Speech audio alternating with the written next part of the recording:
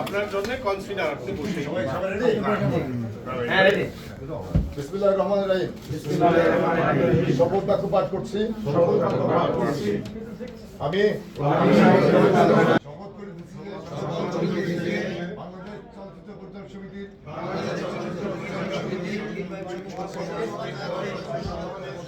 দায়িত্ব যথাযথভাবে পালন করিব। সমিতির গঠনতন্ত্রের প্রতি পূর্ণ আনুগত্য প্রদর্শন করিব। গণতন্ত্র বহির্ভূত কোনো কাজ করিব না। সমস্ত কিছুর ঊর্ধ্বে পরিচালক সমিতির স্বার্থ সংরক্ষণ করিব। সমিতির একান্ত গোপনীয়তা সর্বদা রক্ষা করিয়া চলিব। অনুরূপ ভয়ভীতি স্বজনপ্রীতি লোভ সমিতির বৃহত্তর স্বার্থে সকল সদস্যের কল্যাণার্থে আমার উপর অর্পিত দায়িত্ব যথাযথভাবে পালন করিব